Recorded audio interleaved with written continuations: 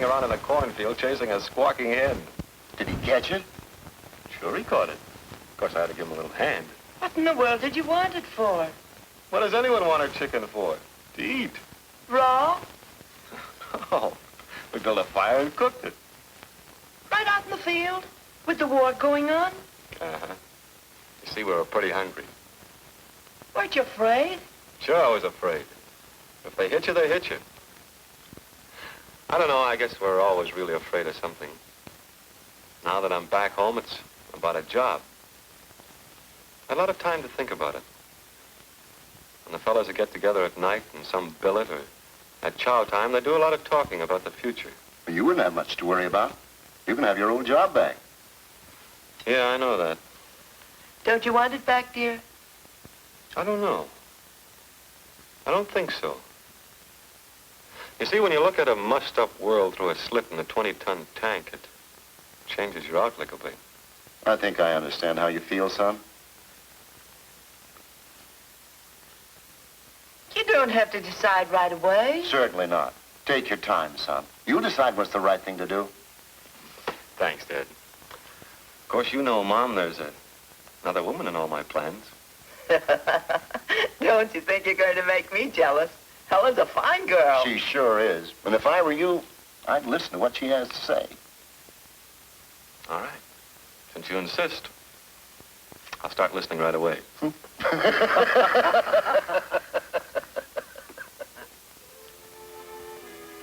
There. Does that prove anything? Well, it helps. But I mean it, Helen. I want the kind of a job that'll make you proud of me. I know you do, Bill, and I want to be, but what's your rush? You just got home today. I suppose there isn't any, but when you've lived for 2 years dreaming and planning and talking about getting back home so that you can get a job with a future, so that you can get married, have a home of your own, now that you're here, you want to get at it. I understand how you feel, Bill, but what's your problem? There's lots of jobs to be had. Sure, I admit that, but I want a job that pays good money. Or at least one that you can get ahead at fast. Well, after all, Bill, that's up to you. If you tried hard enough, you could get ahead at most any job in time, or even your old one. No, I wouldn't care to do that, Helen.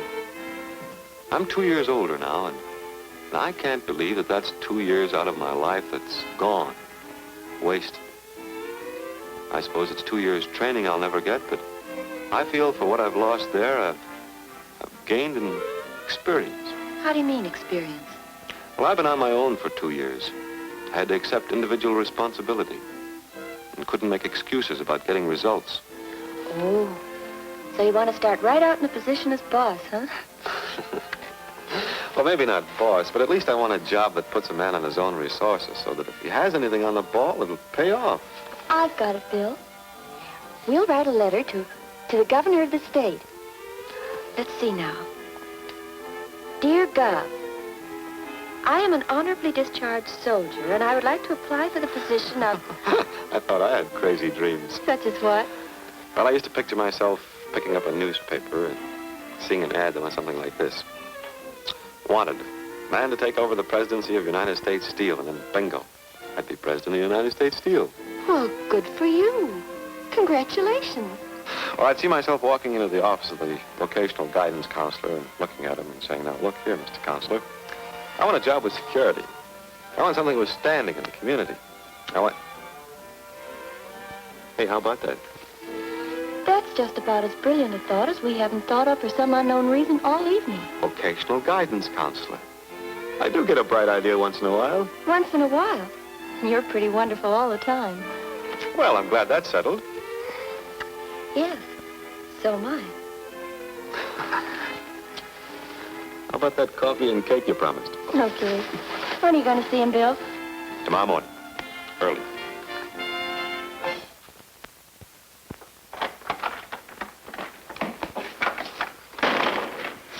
Vocational guidance. Ooh.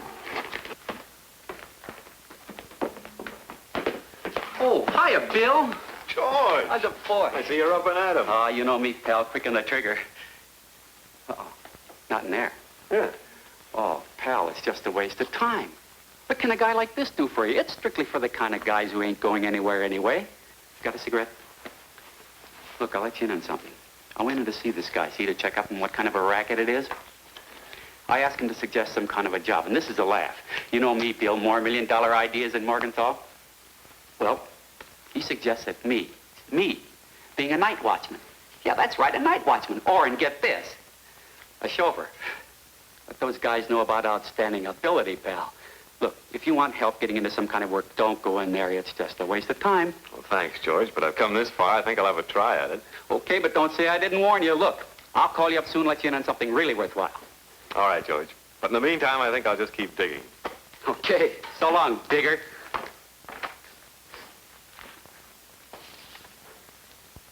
That stuff will give you an idea of my record. Right now, I'm looking for the right kind of job. Well, any particular line in mind? No, except that I want something that'll afford me the opportunity to make good. Something that could lead into running my own business someday. Yeah, I see. Well, how about this? Assistant manager at a chain grocery store. No, I don't think I'd like that, Mr. Torgerson. Well, would you be interested in the service station business? There's not much appeal in being a grease monkey. Well, I don't know. One of our neighbors operates a service station. We often get together for a game of cards. Now, your idea of a grease monkey certainly doesn't fit him, but I'll read you off some more of these. Shoe salesman, truck driver, refrigerator inspector, horticultural business, or milling machine operator, a radio shop. I don't think any of them quite fill the bill. Well, if you know definitely what you don't want, it at least gives us a slant on what you do want. Well, I've got my sights set on the future. What I do go into has got to offer something. Say, here's something, maybe hardware. It's a fairly small outfit, but growing. They need a man to cover the upstate territory. Well, that may be all right, but it's just selling, isn't it? Why, I guess it is. Wait, you have a cigarette? Thank you. You know, Saunders, you've had charge of a bunch of men for a couple of years. You were responsible for a fighting unit. A man-sized tank. Yes, and we took pretty good care of it. I certainly wouldn't want less now. That's why I thought you'd go in for this service station business. Well, the service station business just doesn't seem to click. That kind of a job probably doesn't pay much anyway. Oh, you can make pretty decent money. Immediately. Well, there are a lot of other things about it that don't hit me quite right. Well, there's a way to make up your mind. Why don't you drop around a few of the oil companies and have a talk with them? Well, I suppose I have nothing to lose. They can certainly give you the straight facts better than anyone else. Here, let me give you a couple of names and addresses. I'll try it. Thank you very much. That's all right. Yeah? I'll let you know how I come on. Thanks. I'd like to know, Saunders. And if you still don't like the idea, well, we'll try something else. Good luck. Thanks again. Goodbye, sir. Goodbye.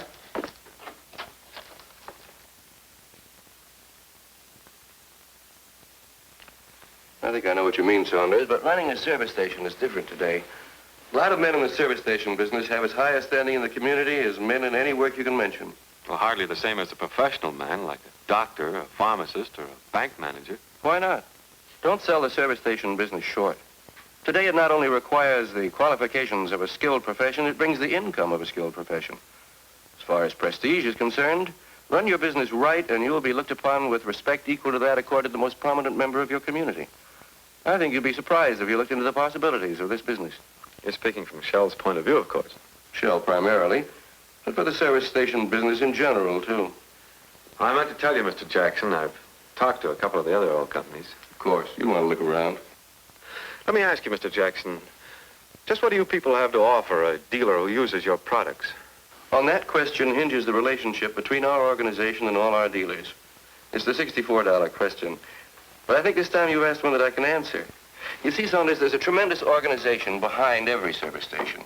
It controls productive territory in some of the richest oil fields in the world. It has big modern refineries located all over the country, out of which come the finest petroleum products.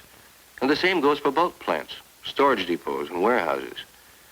It operates pipelines, tank cars, and fleets of trucks that are the lifelines of the service station business. And something that's of great importance, an army of the best trained chemists, physicists, and technicians in the world works constantly to improve our products. Works out new ways for us to give better values to our customers. Out of these laboratories have come many new products which have had an important part in the victories of our armed forces. Among these is the stuff from which 100-octane aviation gasoline's made. Rust preventives to keep battleship turbines on the job longer. Toluene, the chemical that puts the kick in TMT. And butadiene, the essential ingredient of synthetic rubber. All of this know-how which Shell has gained in doing its share to help win the war will be made available to the customers of Shell service stations in the form of better automotive products. And to help Shell dealers, a lot of money spent for widespread publicity and advertising that's carried on through almost every possible medium. Because we're inherently a dealer organization, we provide our dealers with a great variety of training helps and promotional materials, such as textbooks, motion pictures, periodicals. To further assist our dealers, the company makes constant checks of market trends. It has even gone so far as to solicit thousands of customers' ideas as to the best possible type of service station, and the likes and dislikes of motorists all over the country.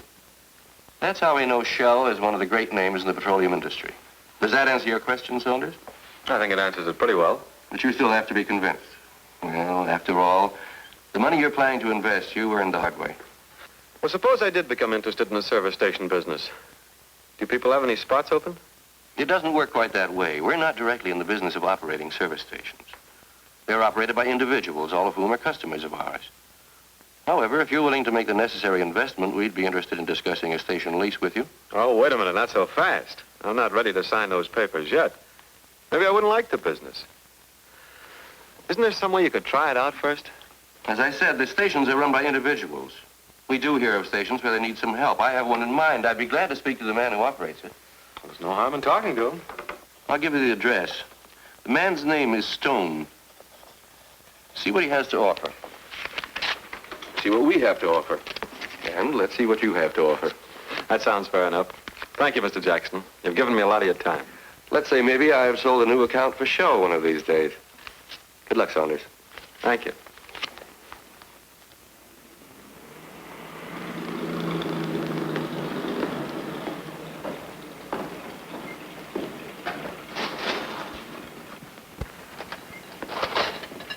Mr. Stone?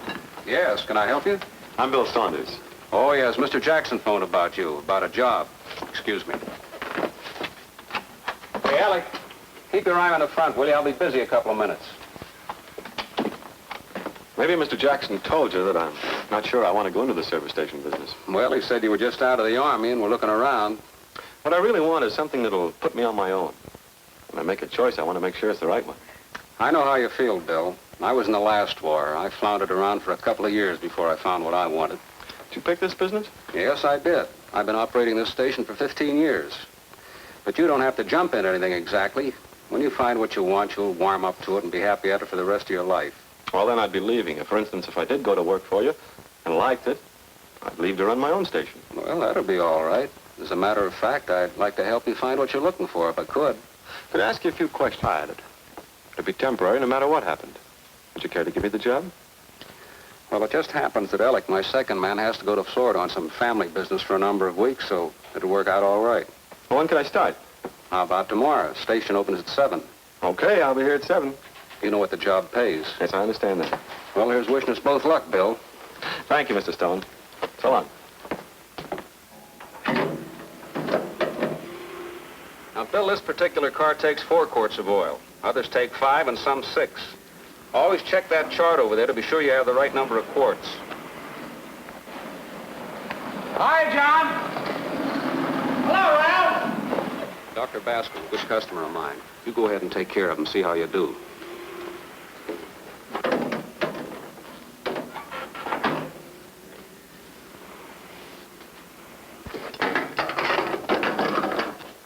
Check your oil, sir? What? Oh, yeah, go right ahead. Oh, Bill, this is Dr. Bascom. This is Bill Saunders, Doctor. Just out of the Army. Started to work with him this morning. Fine. How do you do, Doctor? How are you? And by the way, Bill, never ask a customer if you can check his oil. Just go ahead and do it. You know, lots of times they think it's all right, and it isn't. Besides, we sell more oil that way. Yes, sir. I want to get away for a day's fishing next Friday. How about coming along? No, I can't make it this week, Ralph. I'd like a rain check on it, though.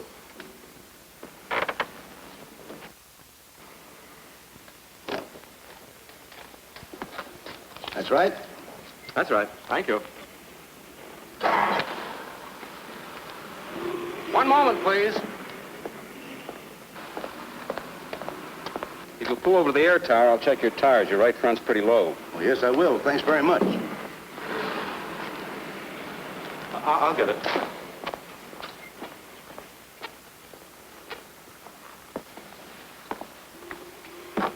Oh, no, the tube's all right. Just a small nail in it.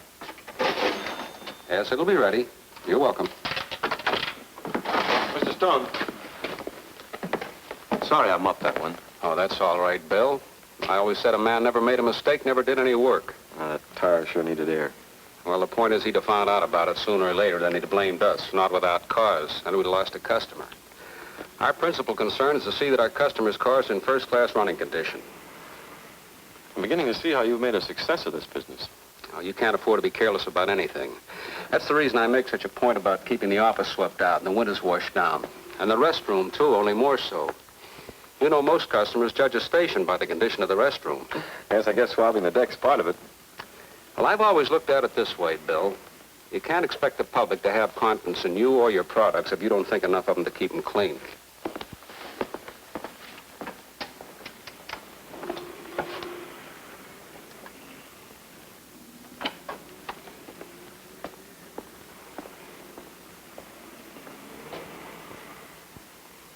Will you please hurry, young man? It shouldn't take all day to put in a few gallons of gas. Don't run it all over the car. The tank only holds so much. That's caused by pouring it too fast. The tank isn't full now. I'd like the windshield cleaned. And see that it's clean, young man.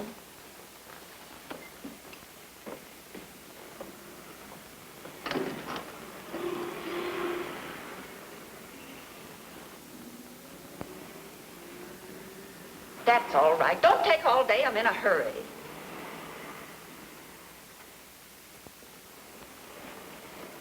Never mind that. I don't need any oil. I hope you intend to wash this side, young man. After all, this is the side I look through. If you rub harder, you might get it a little cleaner. There's a spot there you haven't even touched. Sorry. Right there. Will you be so kind as to put this parcel in the rear compartment?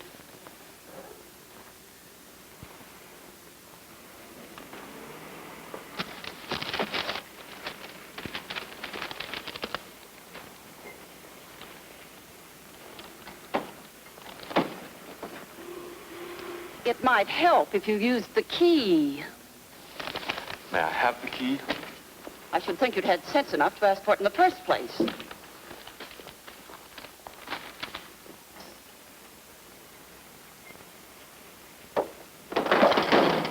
If you're going to tear the car apart, never mind. Bring it back up here.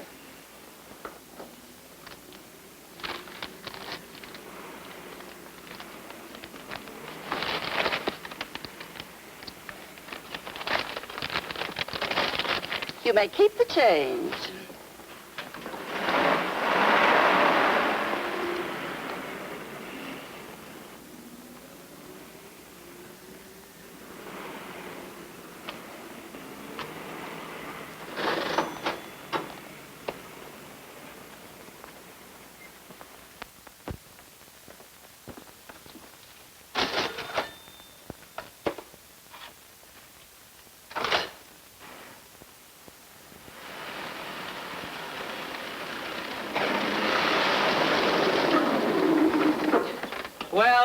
Well. Bill Saunders. Hiya, George. Hi.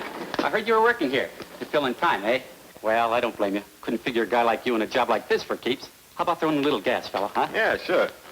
Hey, how do you like the heat? It's all right. The greatest little buggy Henry ever built. Pneumatic tire, self-starter. Of course, I'm only driving it temporary while my Cadillac's in the garage getting fixed. About that much. Hey, fella, quart of oil, will you? Hey, listen, Bill. I've got a surefire deal cooking right now. Everything's just about lined up. Big offices, tables, everything. I'm to be president of the company, so if you want to get on something really big, I can fix it for you. I think I'll be talking to you, George, when you get started. That's the old spirit. Now you're getting smart. Thanks, fella. You're welcome, fella.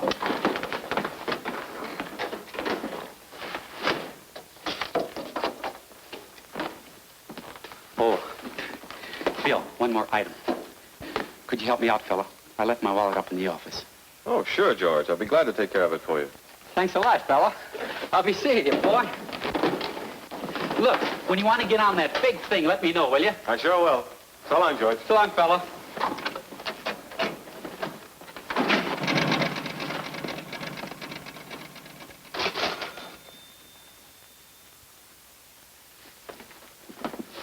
Well, Bill, the first week's about over. How's the job stack up?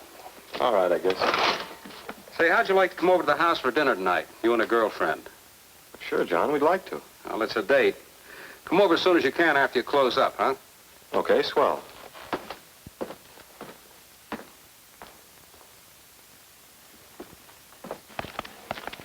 What number did Mr. Stone say it was? 541. I guess it must be on the other side of the street. Oh, there it is. My, isn't it nice? Yeah. I guess Mr. Stone wasn't kidding when he said he did all right in his service station business.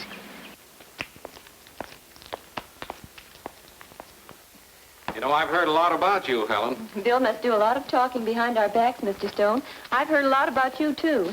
Well, sit down. Make yourselves comfortable. Thank you. I'll go get Mrs. Stone. She's out in the kitchen finishing things. Grace! John, dear, there's no need of shouting. I'm sorry, darling. I didn't see you there. Come on out and meet the people. Yes. I'd like to present Mrs. Stone. This is Miss Esper and Bill Saunders. How do you do? How do you do? How do you do, Mrs. Very Stone? glad to know you, Mrs. Saunders.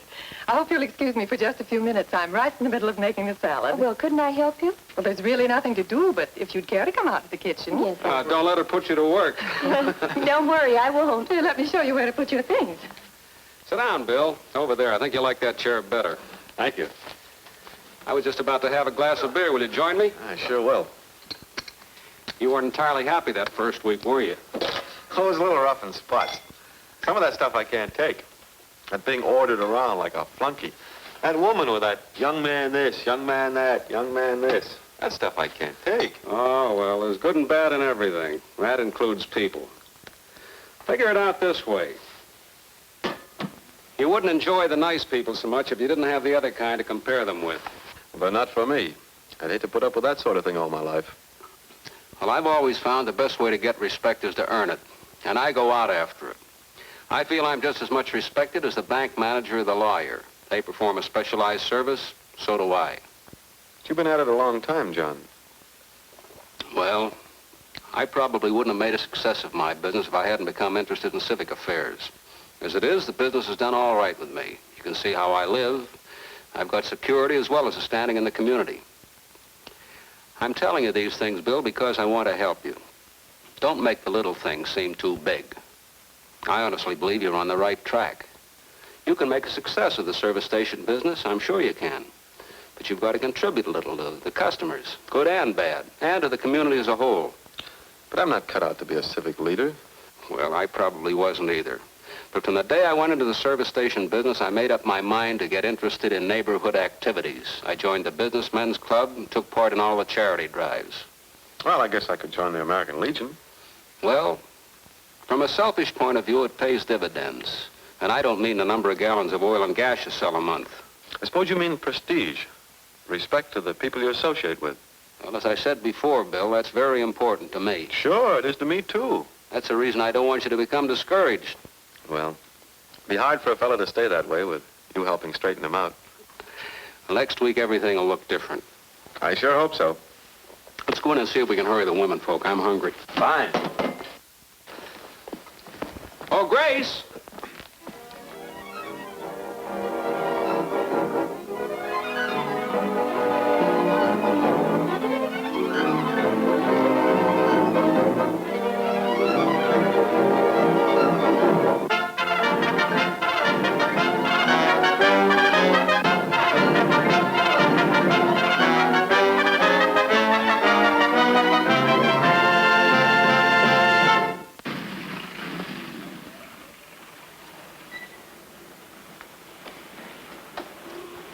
Hiya, Bill. Hiya, Tommy.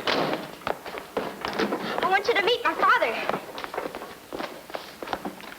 This is my father, Bill. This is, Mr. Saunders. Glad to know you, Mr. Hearn. Tommy insisted I come over and meet the new scoutmaster. The boys sure like you, Bill. Well, I like kids. Hope to have a bunch of my own someday. I'm happy that Tommy's going to be in your charge at the troop. We're going on a hike Sunday, aren't we, Bill? We sure are. You better get your land legs in shape, Tommy. Don't worry. I will. I wonder if you could lubricate the car if I left it here in the morning. Sure, I'll be glad to take care of it for you. I'll drop it by about 9. Glad to have met you. Same here, Mr. Hearn. Bye, Bill. So long, Tommy.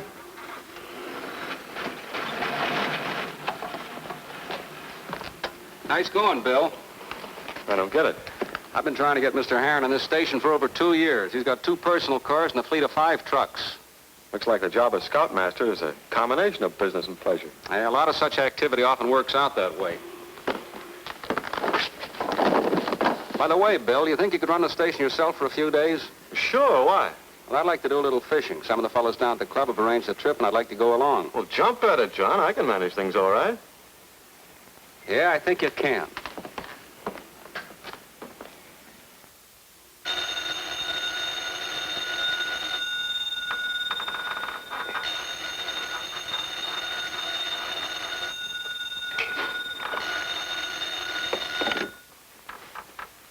Hello.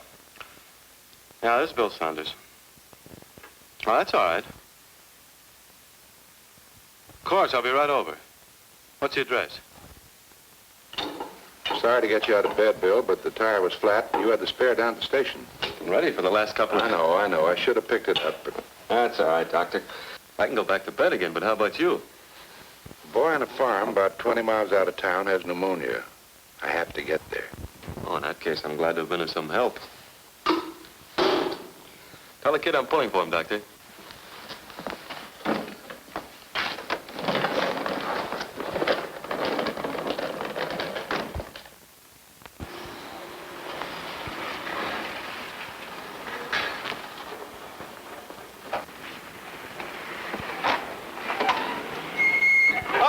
Jackson.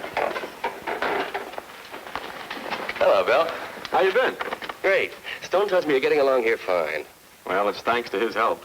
Good station will be available right away. Are you interested? Hello, Ed. What's up? Tom Chapman across town's going out to California. He's retiring. Bought himself a little chicken ranch. Tom Chapman, huh? I was asking Bill if he wants the station. Say, that's a good spot. Yeah, I'd sure like to have it, but wonder if I could handle it. Financially, I mean. I wouldn't worry about that too much. Think any bank in town will handle it. It's a cinch, Bill. You can get the veterans loan. Yeah, that's right, but I hate to run out on you. That's perfectly all right. We had that understanding when you started. When does the lease expire? The 10th. That gives me a week. You think you could get along without me starting tomorrow? Now, wait a minute. You couldn't make it the day after, could you? Alec will be back then. Okay, thanks. I've got one important thing I've got to do before I start my new career.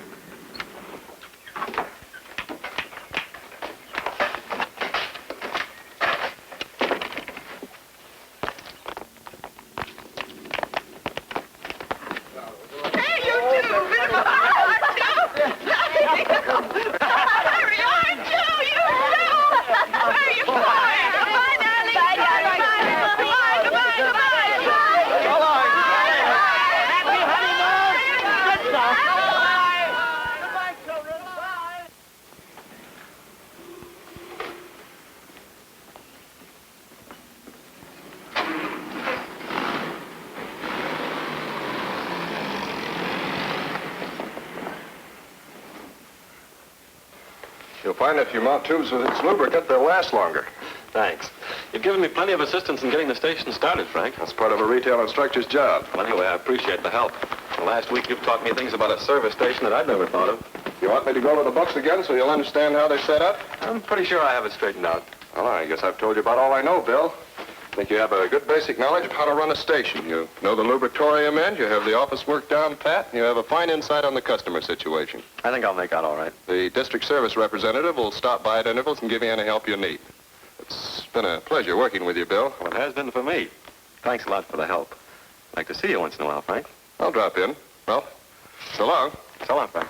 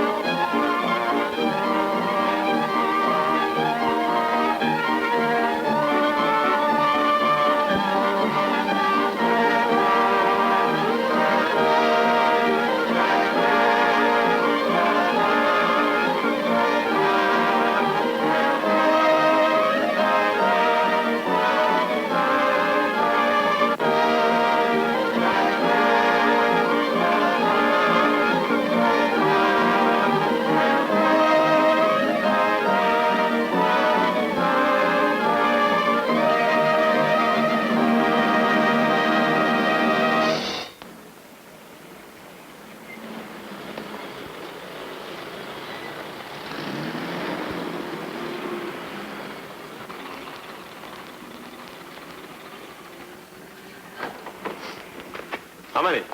No, please. No gasoline. You are Mr. Saunders? Yes? This is for you. For me? You must be making some mistake. Oh, no, please. I don't make a mistake. Dr. Bascom, he's telling me where I can find you. This is something my little boy, he's maker himself. And he asked me to give it to you. But I don't understand. My boy was very sick. You helped to save his life. One night you get up and you fix the car for Dr. Bascom to come to my farm. Oh, sure. Now I remember, but that was just part of my job. That's all right. But now my boy, he's all right. He's well again. He's going to get stronger. Me and my Carlotta, we are very grateful to you. You are a fine man. We ask God to bless you always. Thank you. No, please, no, you not thank me. We thank you.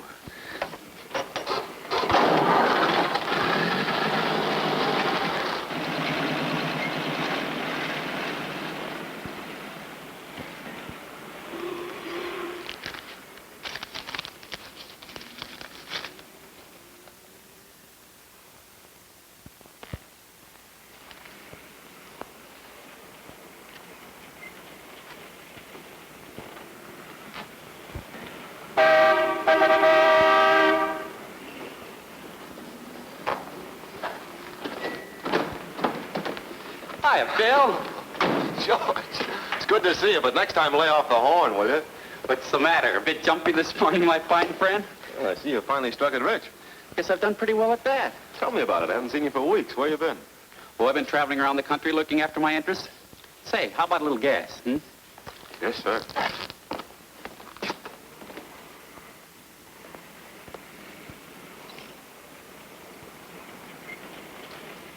Looks like you're doing okay, kid. But doesn't it get awfully tiresome? No, I like it. Doing all right, too. Not as good as you, maybe, but not bad. Cigarette? No, thank you. You know, I really have to backtrack on you, George. I didn't think you could do it. Don't light it here, George. No? No. Look, Bill, if you'd like to buy a string of these stations one of these days, why don't you get in touch with me? I'll see what I can do about buying them up for you. Would you really? Well, I'd be glad to. It's mighty nice of you, George.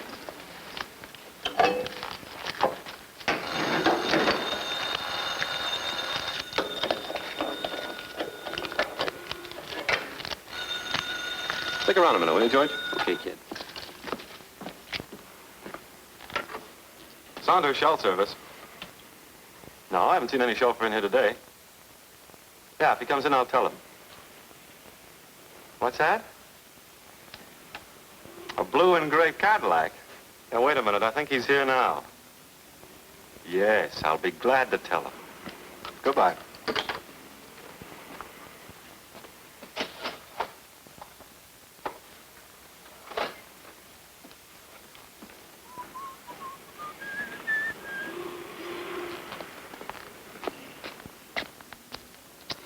You really meant what you said, that if I wanted to pick up a string of stations, you'd see what you could do about financing them. I sure will, kid. Just let me know. Okay, Morgan. Oh, and by the way, on your way home, the boss wants you to stop and pick up 2 pounds of horse meat for his dogs. He just phoned.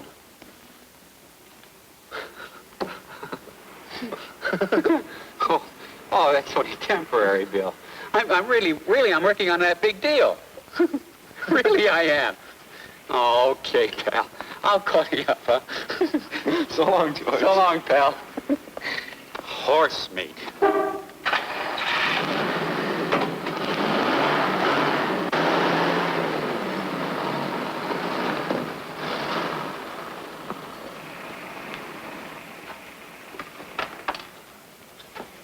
Hi, honey. Here you are, Bill. What's it today? Oh, you'll find out.